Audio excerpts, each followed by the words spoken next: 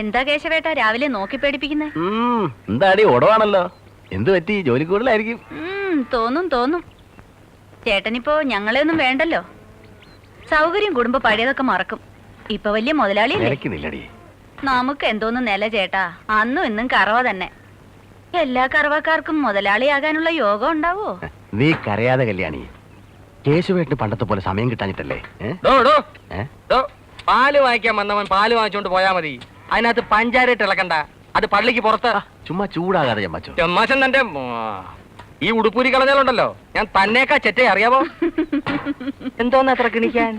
നിങ്ങള് കുശിനിപ്പോ പെണ്ണുപിള്ളേ അല്ലേ? പാലെടുത്തെങ്കിൽ പൊക്കോ. ചുമന്നോണ്ട് നിക്കാതെ അതാ വാഴച്ചോട്ടിക്കൊണ്ടിറോ അല്ലേ? ആനിയെയും ജോണിയെയും പിള്ളേരെയും ഈ സ്ഥാപനത്തിലെ അംഗങ്ങളായിട്ടാ ഞങ്ങളൊക്കെ കരുതിയിരിക്കുന്നത്, കുടിയെടുപ്പുകാരായിട്ടല്ല. നിങ്ങളിങ്ങനെ ഇൻഡെഫിനിറ്റ് ആയിട്ട് പള്ളിപ്പറമ്പിൽ താമസിക്കുന്നതിനെ കുറിച്ച് സഭയിൽ ചിലർക്കൊക്കെ എതിർപ്പുണ്ട്.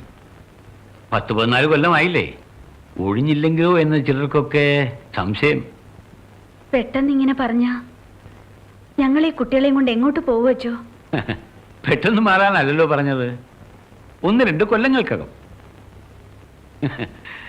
സമയം പോകുന്നത് അറിയുന്നില്ല അല്ലേ?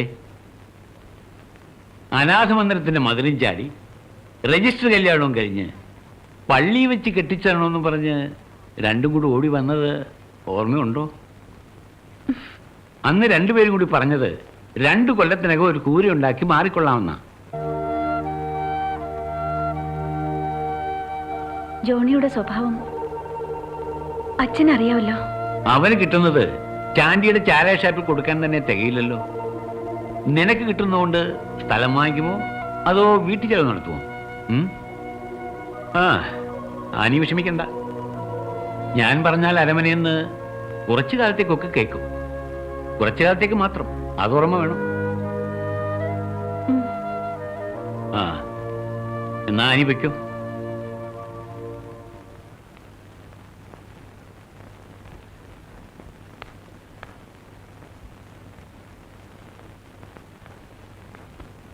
ആനി, ഞാനെല്ലാം കേട്ടു. ആനയുടെ പ്രശ്നം അത് ഒരു റിയൽ പ്രോബ്ലം തന്നെയാണ്. ഒരു മദ്യപാനി മനസ്സ് മാറി നന്നാകുക, പിന്നെ അയാൾ പണം മുടക്കി സ്ഥലം മേടിക്കുക, അത് കഴിഞ്ഞ് അവിടെ ഒരു വീട് വെക്കുക, ഇതൊന്നും ഈ സമീപഭാവിയിൽ നടക്കുന്ന കാര്യങ്ങളല്ല. ഞാൻ ആലോചിച്ചിട്ട് നിങ്ങൾ രക്ഷപ്പെടാൻ ഒരൊറ്റ വഴിയേ ഉള്ളൂ. മീനുകുട്ടിക്ക് ഇപ്പൊ എത്ര വയസ്സായി?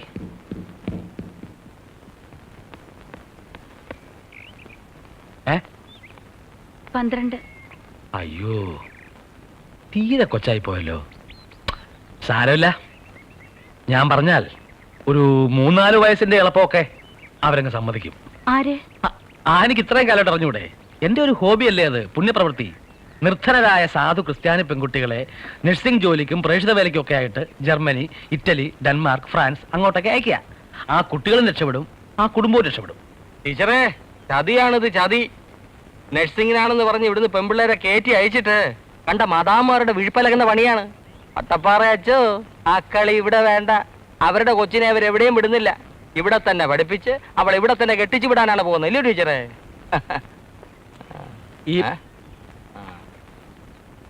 ഇയാളുടെ വിട്ടത്തിലൊന്നും കേട്ട് ആനി പേടിക്കണ്ട. ഞാൻ കാര്യമായിട്ട് പറഞ്ഞതാ, പിന്നെ നിങ്ങളുടെ ഇഷ്ടം. ജോണി ഇപ്പൊ എങ്ങനെ? പള്ളിയിലേക്കും കാണാറില്ല. കുടിയുണ്ടോ? മദ്യപാനമൊക്കെ നിർത്തിത്തരാം. ഇതിനേക്കാൾ കൊടികെട്ടിയ കുടിയന്മാരുടെ കുടിയൊക്കെ ഞാൻ മുമ്പ് ധ്യാനഗുരുവായിരുന്ന കാലത്ത് നിർത്തിയിട്ടുണ്ട്. ഏതായാലും ജോണിയെ ഞാനൊന്ന് ഉപദേശിക്കാം. അനുഭവിക്കൂ.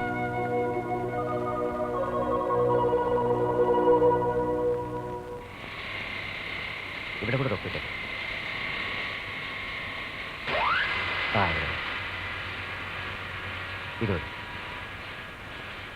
ഇത്തിരി അഡ്വാൻസ് വേണമായിരുന്നു. 100 രൂപ മതി. കാല് വയ്യാത്ത ഇളയ ചെറുക്കൻ്റെ കാര്യം പറഞ്ഞില്ലായിരുന്നോ? അവനൊരു പനിയും മേലായി, മരുന്ന് വാങ്ങിക്കാനാ. കണക്ക് നോക്കിയാ ഇപ്പൊ തന്നെ ഒരു 3-4 മാസത്തെ ശമ്പളം മുൻപറ്റ. അങ്ങനെ അങ്ങോട്ട് കൊടുക്കാൻ തുടങ്ങിയ ഇപ്രാവശ്യത്തോട് കൊടുത്തേക്കൂ. ഓ, തനിക്ക് വെള്ളടി ഇത്തിരി കൂടുതലാണെന്നാണല്ലോ എല്ലാരും പറയണത്. അത് വെറുതെ ആൾക്കാർ കുശുമ്പ് പറയുന്ന മുതലാളി. വല്ലപ്പോഴും ആ പഴയ നടു. ഡ്യൂട്ടി സമയത്ത് അങ്ങനെ അടിച്ചെന്നറിഞ്ഞ ഈ കളിതമാശയൊക്കെ അങ്ങ് മാറും. ഓ ഇല്ലേ? ആ കൊടുത്തേക്ക്. ശരി. 4 മാസത്തെ മുൻപറ്റുണ്ടാക്കിയ തന്റെ കുടുംബസ്വത്തൊന്നുമല്ലല്ലോ. മതി മതി, വന്ന് വണ്ടിയെടു. ഓ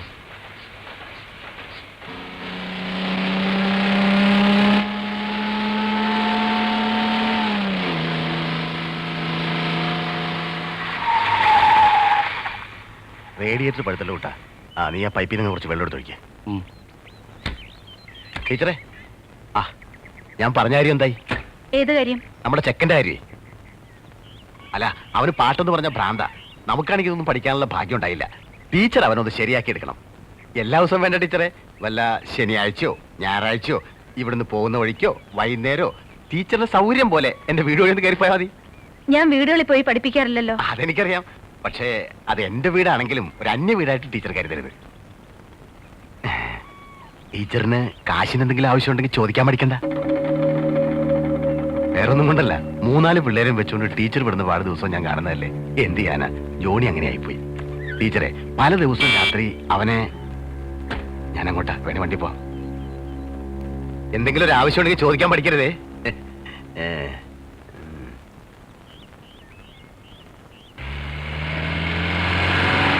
ജോണി, നിർത്തോ. ഒരു കാര്യം പറയട്ടെ.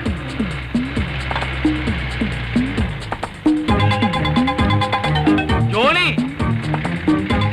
ഒരു കാര്യം പറയട്ടോ. ജോണി, ഇയാൾക്ക് വേറെ പണിയുണ്ട്. ഒരു കാര്യം പറയട്ടെന്ന്. എടോ നിർത്താൻ. ഒരു കാര്യം പറയാനുണ്ടോ, നിർത്താൻ. ഈശോ വിശേഷിക്കാരിക്കട്ടെ.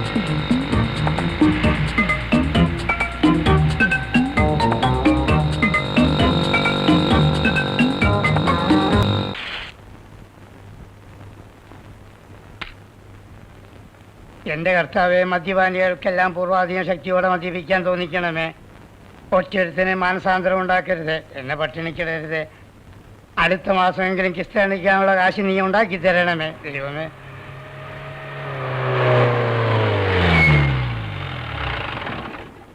നീ സത്യമുള്ളവനാണ് തമ്പുരാന്. കണ്ടോ, തിരി കത്തിച്ചപ്പോഴേ നല്ല എണ്ണം പറഞ്ഞ കുടിയാറിന് ഒരുത്തൻ വരുന്ന വരവ് കണ്ടോ.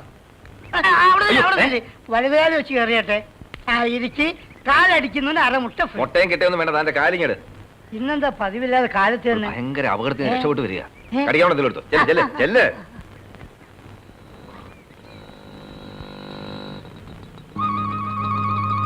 എന്റെ അമ്മോ, ഇയാൾ ഇവിടെ വന്നു.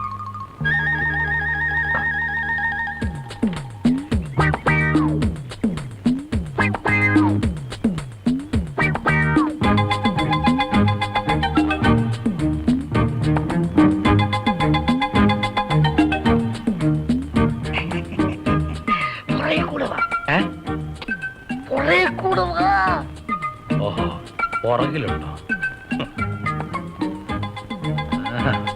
വട്ടപ്പാറയോടാ കളി.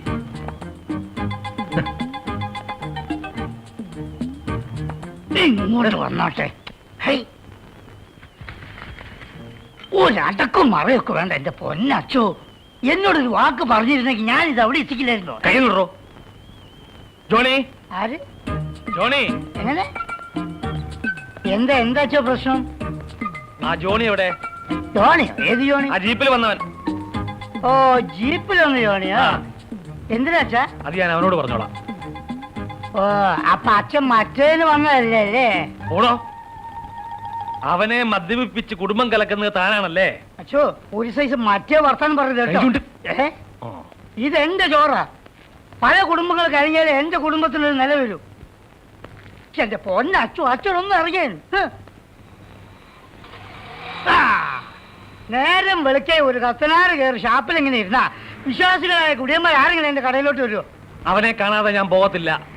അച്ഛനോട് ഇറങ്ങാനാ പറഞ്ഞത്. പറ്റത്തില്ലെന്നാ പറഞ്ഞേ. വട്ടപ്പാറ അച്ഛന്റെ വണ്ടിയല്ലേ ഇത്? അതെ. പ്രിയപ്പെട്ട വിദ്യാർത്ഥികളെ, വട്ടപ്പാറ അച്ഛന്റെ തനിനിറം നിങ്ങൾക്ക് ഇന്ന് കാണാം. കർത്താവേ, കളികാലത്ത് ചേത്താന്മാർ അച്ഛന്റെ വേഷത്തിൽ ഇറങ്ങുന്നു പറഞ്ഞു കേട്ടിട്ടുള്ളൂ. ഞാൻ കിടന്ന് വായി തലയ്ക്കണ്ട. ഒരുത്തനെയെങ്കിലും നന്നാക്കിയെടുക്കാൻ പറ്റുമോ എന്ന് ഞാനൊന്ന് നോക്കട്ടെ. ഇതുവരെ ഞാൻ മര്യാദ സംസാരിച്ച് ഞാൻ കൈവച്ചു. അങ്ങോട്ട് കൊള്ളം കുടിക്കാൻ നടക്കുന്നു.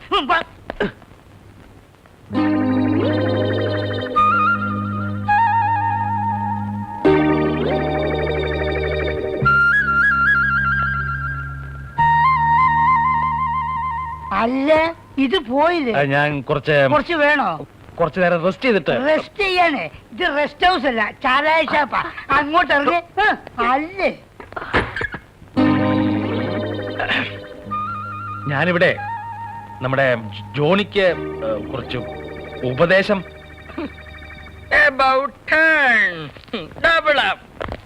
ചമാച്ച ചമാച്ച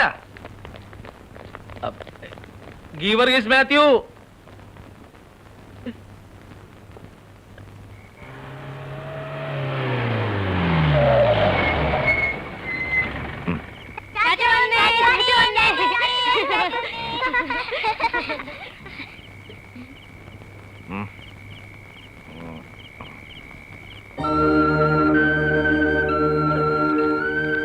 പാവകളെ, ആദ്യം ഓടി വന്ന് ചാച്ചയ്ക്ക് ഉമ്മ വരുന്നവനെ 2 വട.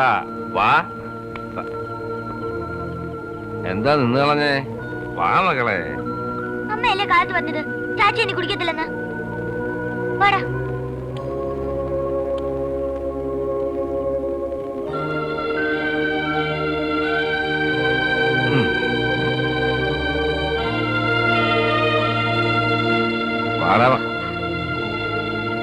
അടുത്ത ആഴ്ച മോലാളിന്റെ കൂടെ വയനാട്ടിൽ പോകും. അപ്പൊ പിന്നെ കുടിക്കാൻ ഒക്കത്തില്ലല്ലോ എന്ന് വിചാരിച്ചു ഇത്തിരി. എനിക്കൊന്നും കേക്കണ്ട. ഇത് കൊണ്ടുപോയി നീ മക്കൾക്ക് കൊടുക്കണം. നേരിട്ട് അങ്ങ് കൊടുത്തേച്ചാ മതി.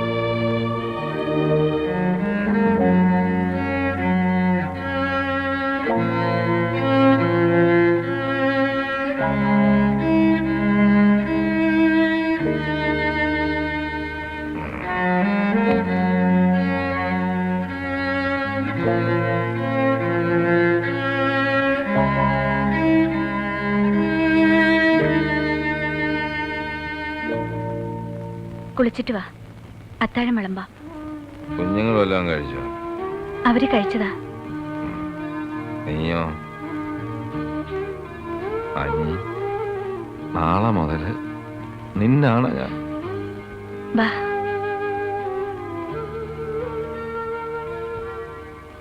പ്രിയപ്പെട്ട വിശ്വാസികളെ, അവിശ്വാസികളെ, ദുഃഖിതരെ, മർദ്ദിതരെ, പീഡിതരെ, ഇതാ നിങ്ങൾക്കൊരു സദ്വാർത്ത.